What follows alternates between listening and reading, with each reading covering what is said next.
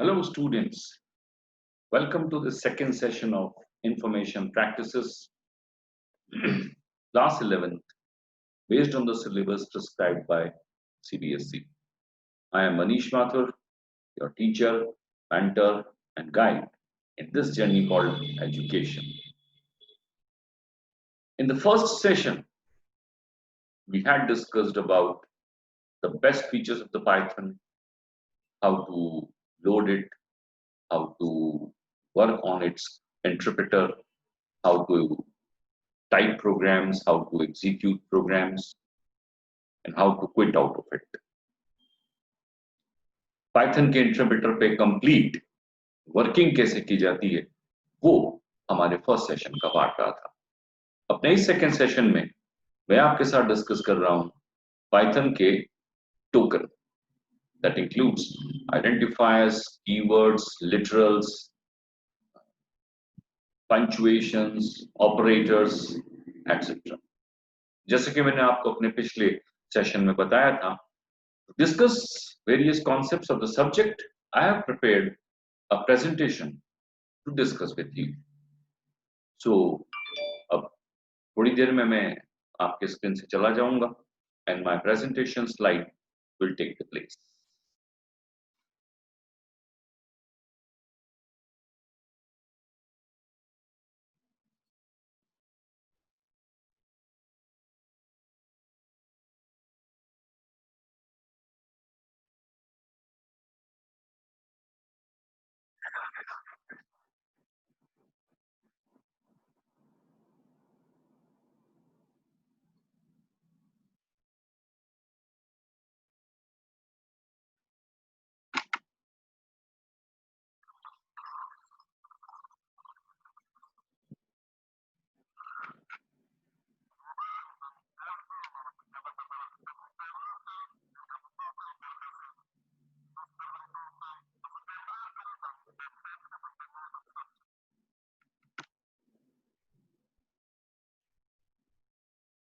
इस वक्त जो स्लाइड आप देख रहे हो वो हमारे आज के डिस्कशंस का चैप्टर है कॉल्ड पाइथन फंडामेंटल्स।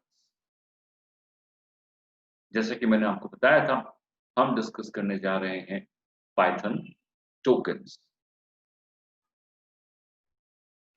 एक कंप्लीट पाइथन प्रोग्राम, एक कंप्लीट पाइथन प्रोग्राम जिन चीजों से मिलके बनता है, they are collectively called tokens. Exactly 5 different चीजें हैं, 5 डिफरेंट कोड्स हैं which collectively makes a Python program, and they are called keywords, identifier, literal, operators and punctuation. एक एक करके इनको डिस्कस करते हैं। Let's take up first the keywords. Keywords, also known as reserve words.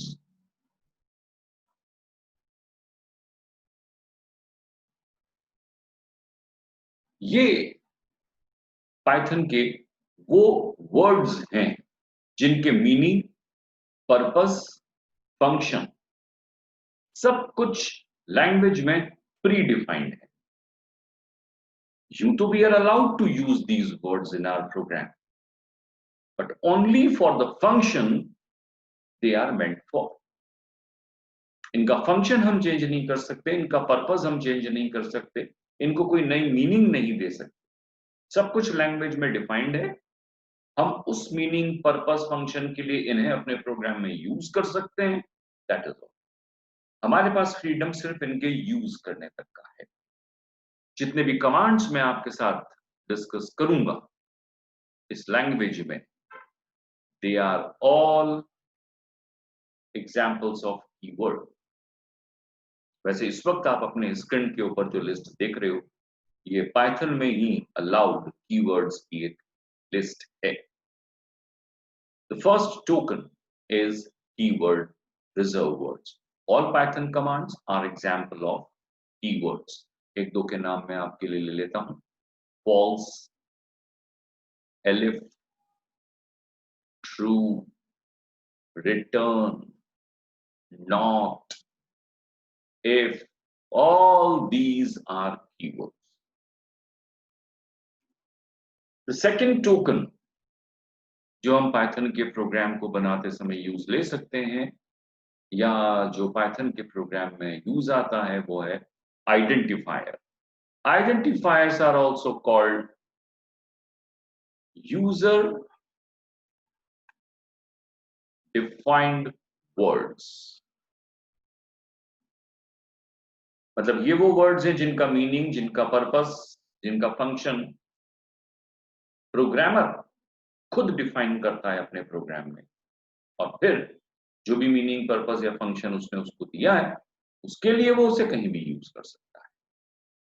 All the words which are defined by the user in the program, all the words which are defined by the developer, programmer, coder in the program are called identifiers. Words predefined in the language, keywords. Words defined by the user in the program, identifier. कुछ example है, जैसे variables हम use में लेते हैं program में, they are example of identifier. Functions के नाम identifier, array, class. There are so many other things which we define in our programs और उन सभी को बोलते हैं हम identifiers. अब यूं तो लैंग्वेज ने हमें फ्रीडम दे दिया कि हम अपनी जरूरत के वर्ड्स बना सकते हैं. लैंग्वेज ने हमें फ्रीडम दिया है कि हम अपने आइडेंटिफायर्स क्रिएट कर सकते हैं, लेकिन we are supposed to follow certain rules to define identifiers. आइए पहले ये देख लेते हैं किन किन रूल्स को हमें फॉलो करना पड़ेगा अपने खुद के वर्ड्स डिफाइन करने के लिए. Among the rules, number 1, identifier लिखते समय हम सिर्फ letter, that is alphabets A to Z, capital small both allowed, letters, digits और अंडरस्कोर यूज कर सकते हैं, एक्सेप्ट ये तीन चीजें, लेटर्स, digits and underscore. No other character is allowed to define as an identifier. Rule number 2, एक identifier किसी भी हालत में डिजिट से शुरू नहीं हो सकता. The rule can be explained like identifier must begin with either an alphabet or an underscore. Cannot begin with the digit. तीसरा rule, identifier is case sensitive.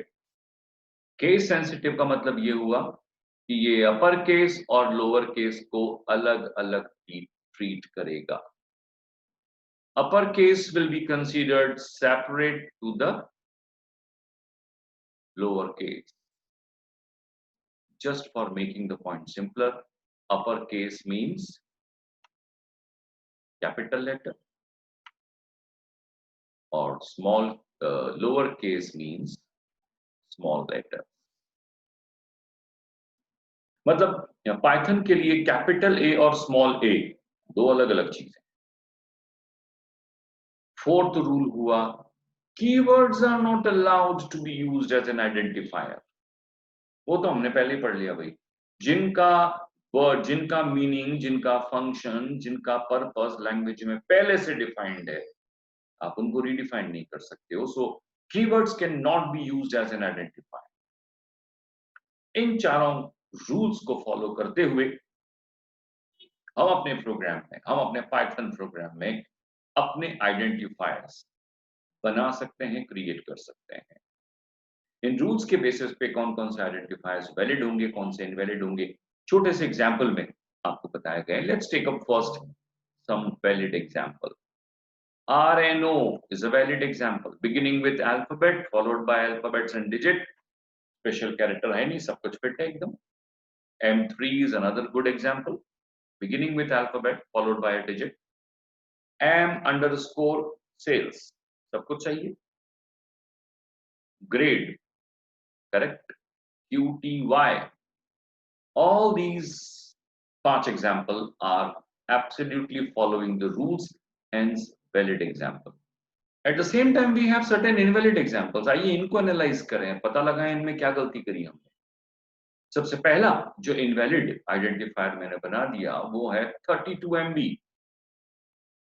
Definitely आप इस एग्जांपल को देखकर समझ गए होंगे कि इसमें गलती क्या हुई। It is beginning with digit. Identifiers cannot begin with a digit. Second invalid example हो गया R hash। ये तो देखते ही पता चल रहा है, special characters not allowed. Hash का होना इनवैलिड आइडेंटिफायर है। Marks in math,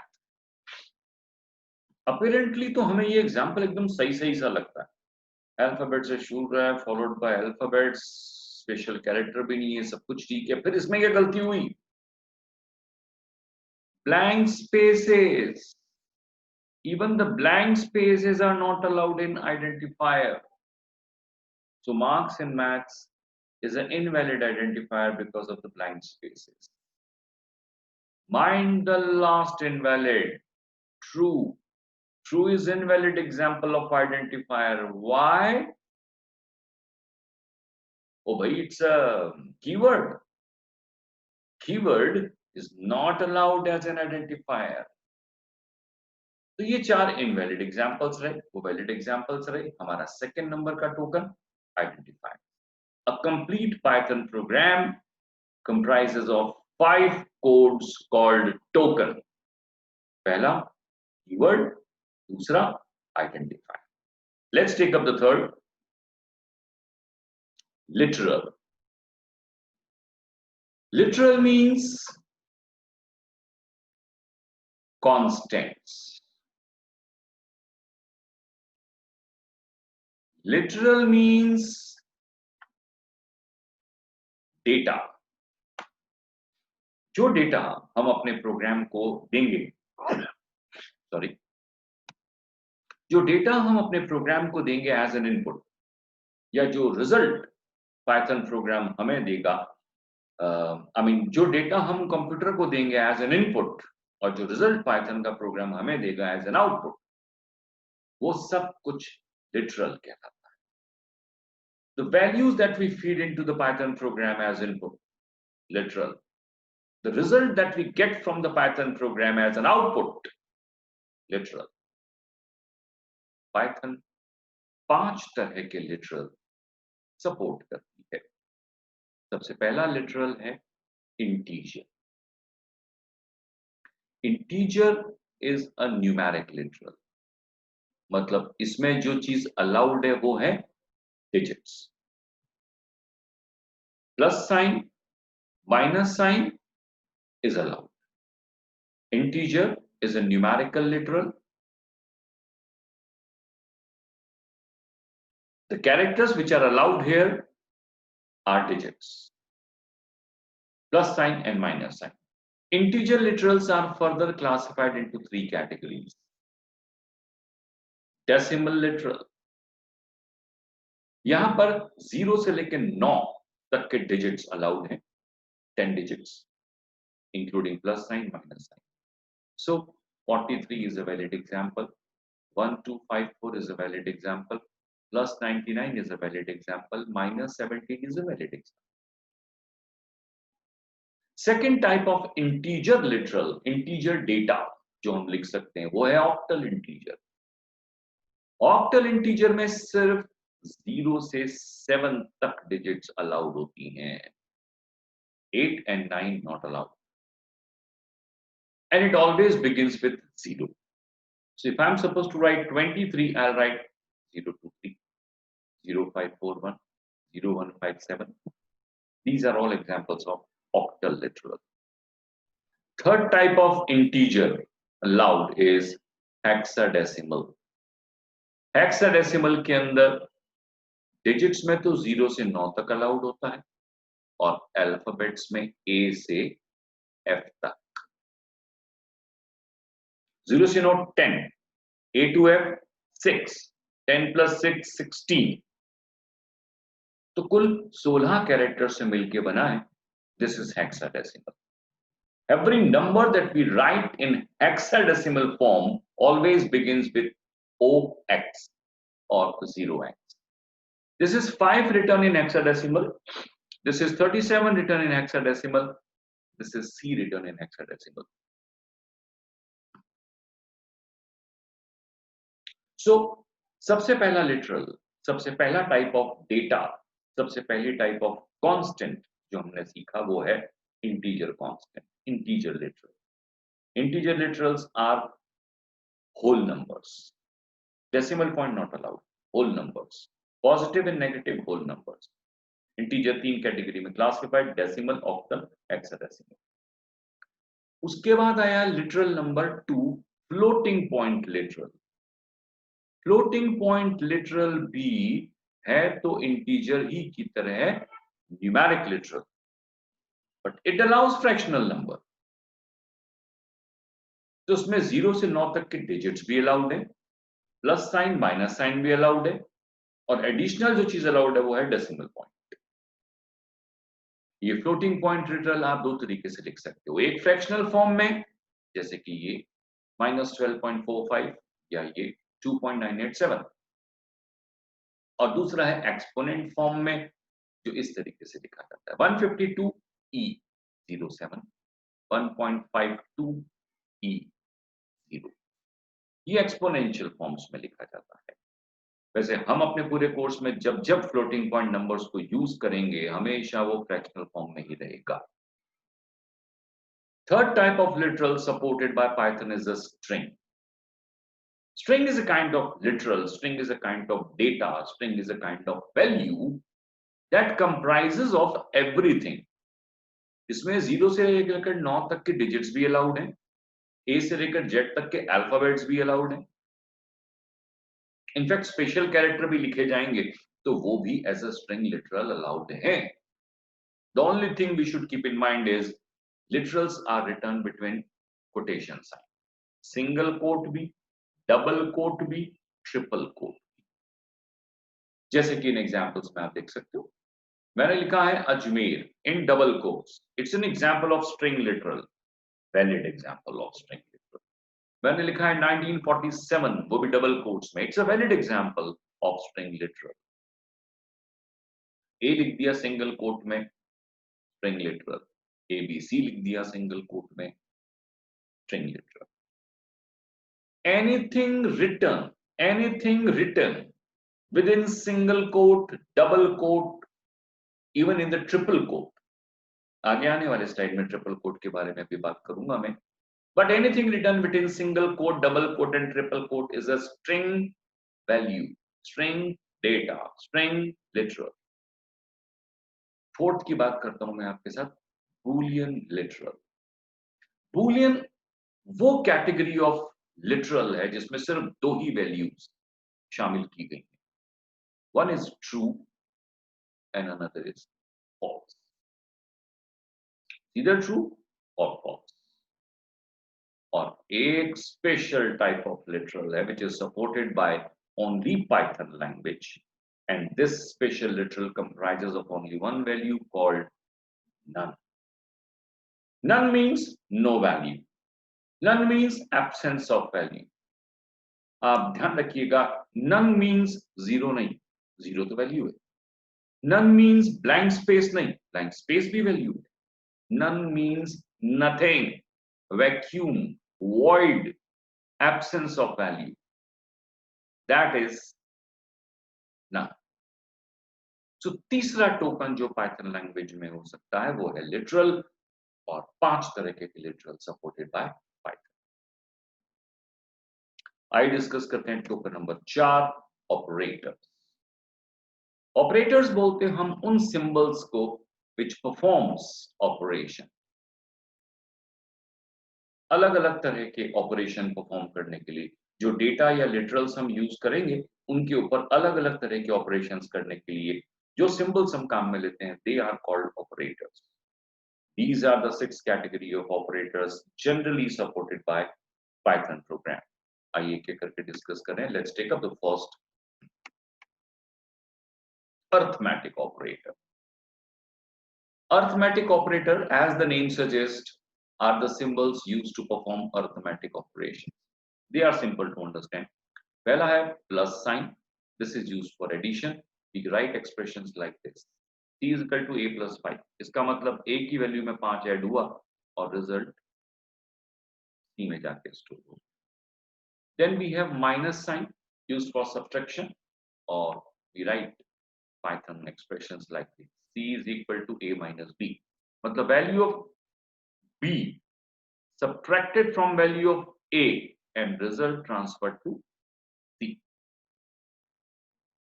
Star sign or asterisk sign is used for multiplication. Expression can be written like this. Value of A और B एक दूसरे से multiply होंगी और result जाके store हो जाएगा C में. Slash is used for division. A divided by 5 result stored in C. Percent is used for remainder. करेगा तो ये भी दो नंबर को divide he, but it gives remainder of division of two numbers. So in this expression, A will be divided by 2 and the remainder is transferred to C. Double asterisk sign is used for exponent. Exponent मतलब पार. ये आपसे जो दो values ले रहा है उसमें एक को बनाएगा बेस, दूसरे को बनाएगा पार. So A star star B is like A raised to the power B. Result will be transferred to C. और एक आखिरी अरिथमेटिक ऑपरेटर है डबल स्लैश फ्लोर डिवीजन. ये दो नंबर को डिवाइड करता है और ट्रांसफर्स कोशेंट टू सी. नीचे कुछ एग्जांपल दिए हैं लास्ट के 4 ऑपरेटर्स के. That will probably make the understanding of these operators आसान. 5/2, तो मैंने 5 को 2 से डिवाइड किया. I got the result 2.5. Slash is a division operator. Complete division करेगा. लेकिन जब मैं 5 को 2 से डिवाइड कर रहा हूं डबल स्लैश यूज करके, it is not dividing 5 completely. इसने 2 2s 4 डिवाइड किया और सिर्फ कोशेंट मुझे दे दिया. Integer part of the result. 5% 2 divides 2 number and gives us the remainder. It gives the remainder. तो ये डिवाइड कर देगा 5 को 2 से और हमें दे देगा रिमाइंडर एज 1. और ये डबल स्टार वाला operator exponent 5 raised to the power 2 result will be 25. So we have these operators used for arithmetic calculation. Examples आपने देखे ही हैं अभी. नेक्स्ट डिस्कस करता हूं मैं आपके साथ रिलेशनल ऑपरेटर्स. रिलेशनल ऑपरेटर्स वो होते हैं जो कंपैरिजन करने के काम में आते हैं. Operators used for comparison are called relational operators. हम जनरली इन्हें यूज में लेते हैं टू फॉर्म कंडीशंस. जब पाइथन के प्रोग्राम में हम कंडीशंस बनाना सीखेंगे तब इन ऑपरेटर्स के यूज को और आप आसानी से समझ पाओगे. सिंबल्स में आपको भी बता ही देता हूं. This is greater than sign, this is less than sign. For checking equals to we have to write double equal to sign. This is equals to, this is greater than equal to, this is less than equal to, and not equal to can be represented by 2 ways. Exclamation and equal to या फिर less than greater than लगा. ये कुछ examples हैं हमारे पास comparative. But I think relational operators को हम conditional statement जब discuss करेंगे तब ज्यादा अच्छे से समझते हैं बजाय अभी देखने के. सिंबल्स आप याद रख लीजिए, इनके नाम आप याद रख लीजिए और एक एक एग्जांपल्स जो सामने लिखा है. So in case in your exams you are asked a theoretical question, सब रिलेशनल ऑपरेटर क्या होते हैं उनके नाम लिख के एग्जांपल दो तो you can write this slide as an answer. अब मैं बात करता हूं आपके साथ तीसरे ऑपरेटर की जिसका नाम है लॉजिकल ऑपरेटर्स. काम में तो लॉजिकल ऑपरेटर्स भी तभी आते हैं जब हम कंडीशंस यूज में लेते हैं, because these are used to join 2 or more conditions together. अगर हम कोई ऐसा प्रोग्राम बना रहे हैं जिसमें हमें 2-2, 3-3 मल्टीपल कंडीशंस चेक करने की जरूरत पड़ रही है तो दो कंडीशंस को ज्वाइन कर सकते हैं हम इनकी हेल्प से। We have 3 logical operator supported by Python, and, और नॉट। एग्जांपल में आप देख सकते हो a greater than b and a greater than c, या x ग्रेटर देन 5000 और I code is equals to 0। ऐसे इन कंडीशंस को लिखा जा सकता है। If not a less than 10। So these are the logical operators used for joining the conditions। मैं अभी भी यही कहूंगा कि जब हम कंडीशनल स्टेटमेंट और उनके प्रोग्राम्स बनाना शुरू करेंगे पाइथन में, तो लॉजिकल ऑपरेटर का यूज आप ज्यादा बेटर समझ पाओगे। अभी सिर्फ नाम और सिंबल्स याद रख लीजिए। नेक्स्ट हम यूज में ले रहे हैं assignment operator.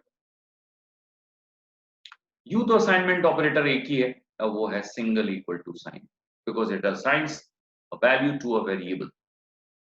Like in this example, if I'm writing c is equal to a plus b, ध्यान रहिए हम कंपैरिजन नहीं करने, हमारा प्रोनाउंसिएशन ऑफ द स्टेटमेंट यही है, c equal to a plus b, but b literally doesn't mean it. हम ये नहीं कहना चाहते कि c की वैल्यू a प्लस b के बराबर है। No, this is not comparison, this is assignment. तो जब हम बोलते हैं c is equal to a plus b, तो हमारा मतलब होता है a की वैल्यू को b की वैल्यू को जोड़ो, और जो एडिशन और जो सम आएगा, that sum is transferred to C। This is assignment। The sum of A plus B is transferred to C। This is assignment। एक ज्यादा बेटर एग्जांपल भी लिख सकता हूं मैं यहां पर, C is equal to 3, तो इसका मतलब 3 is assigned to C। ये भी एक असाइनमेंट है, सिंगल इक्वल। अब हम चाहें तो इस असाइनमेंट को अर्थमेटिक ऑपरेटर के साथ यूज करके कुछ शॉर्टकट्स या शॉर्ट हैंड बना सकते हैं। जैसे प्लस और इक्वल टू भी असाइनमेंट ऑपरेटर है, ये वैल्यू असाइन भी करेगा और सम भी निकालेगा। माइनस और इक्वल टू एक असाइनमेंट ऑपरेटर है, मल्टीप्लिकेशन एंड इक्वल टू, ये मल्टीप्लाई भी कर रहा है, असाइन भी कर रहा है। उसके बाद परसेंटेज एंड इक्वल टू, ये और ये इनके शॉर्टकट्स हैं, इक्विवेलेंट है। C is equal to C plus A can be written like this। C is equal to C minus A can be written like this। तो ये शॉर्टकट्स हैं जो हम बना सकते हैं, बट ऐसे कोई जरूरी नहीं है कि हम शॉर्टकट्स बनाए ही बनाए। जो उनका एक्सपेंडेड फॉर्म है वो भी यूज किया जा सकता है। That was assignment operator. Next discuss करता हूं मैं आपके साथ, वो है मेंबरशिप ऑपरेटर। ये पाइथन में नया है, इससे पहले जितनी भी लैंग्वेजेस थी उनमें ये ऑपरेटर नहीं था। इसका एक कारण भी है कि पाइथन में ही एक नया डेटा टाइप आया है, this is called sequence. Sequence एक ऐसा डेटा टाइप है जिसमें आप बहुत सारी वैल्यूज को इकट्ठा कर सकते हैं। String, arrays, list, tuple, dictionary, they are all sequence. तो मेंबरशिप ऑपरेटर जो है वो एक एलिमेंट को सीक्वेंस में ढूंढने के काम आता है। मैं आपको इसे स्ट्रिंग के एग्जांपल से समझाऊंगा, क्योंकि हमने स्ट्रिंग अभी पढ़ा है। मान लीजिए मैंने एक स्ट्रिंग लिया A B C D E double quote and, ये मेरी स्ट्रिंग है। Now if I wanted to know इस स्ट्रिंग में कहीं C लिखा हुआ है, I wanted to find a letter C in the given string. Membership operator यहां रोल प्ले करते हैं। दो हैं इन। अगर हम मेंबरशिप ऑपरेटर इन को यूज करके इस तरीके से लिख रहे हैं A इन B, तो ये A की वैल्यू को B में सर्च करेगा, and if A is found in B, which otherwise can be said like if A is a member in B, this operator will return true, and if A is not member of B, this operator will return false। तो इस operator का काम true और false return करना है। True तब return करेगा जब ए बी में मिला, और फॉल्स तब जब ए बी में नहीं मिला। इसी मेंबरशिप ऑपरेटर का रिवर्स फॉर्म है नॉट इन। इन प्रेजेंस के लिए सर्च करता है, नॉट इन एब्सेंस के लिए सर्च करता है। एग्जाम्पल में देखो, आप लिखा है ए नॉट इन बी, मतलब हम चाह रहे हैं ए बी में नहीं होना चाहिए। तो अगर A is not found in B तो ट्रू देगा, फाउंड होते ही false. If A is a member of B, false. If A is not member of B, then true. तो दीज आर मेंबरशिप ऑपरेटर। आगे होने वाले चैप्टर्स में हम सीक्वेंसेस करेंगे, तो इसको कई बार यूज करेंगे, तब आपको और आसानी से समझ में आ जाएगा। अभी तो नाम और कैटेगरी याद रखिए। नेक्स्ट हम डिस्कस करते हैं आइडेंटिटी ऑपरेटर। आइडेंटिटी ऑपरेटर है डेफिनेटली वो दो चीजों को इक्वालिटी के लिए चेक करेगा। They have to be same. Identity operator is और इज नॉट। एग्जाम्पल में देखिए आप,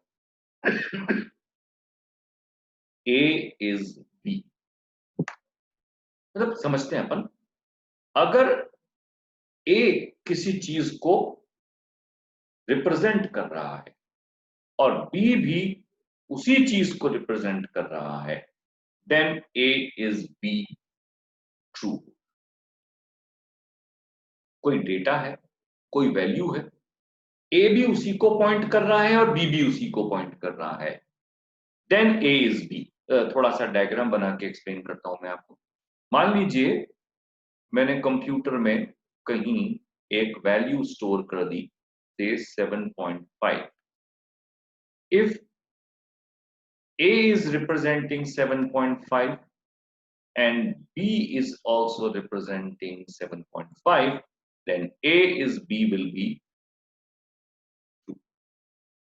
दोनों एक ही वैल्यू को दिखा रहे हैं।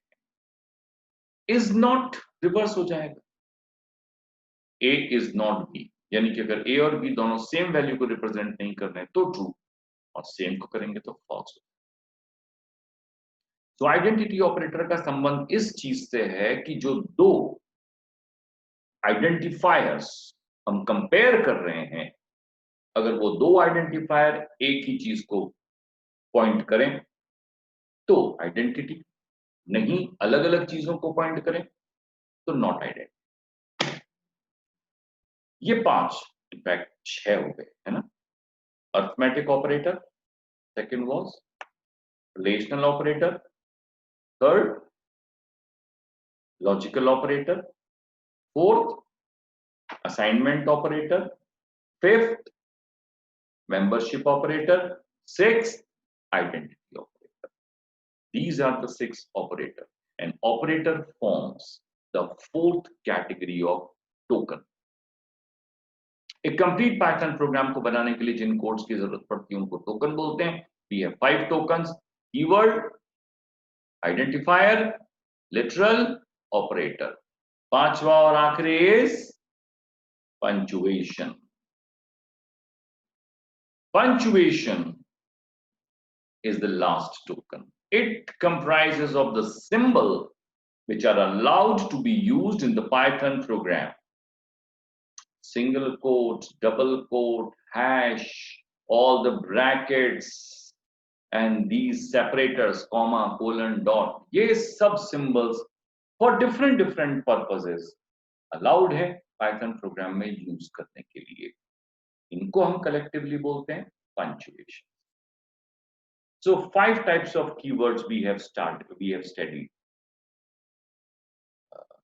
Keyword, identifier, literal, operator, and punctuation. I hope you got the points clearly. We had got a lot of examples as well. और वैसे इन कोड्स को, वैसे इन टोकन्स को जब हम प्रोग्राम बनाते समय यूज में लेंगे, तब इनको ज्यादा बेटर समझ पाएंगे इनके use. Okay? Bye for now. We'll meet in the 3rd session soon.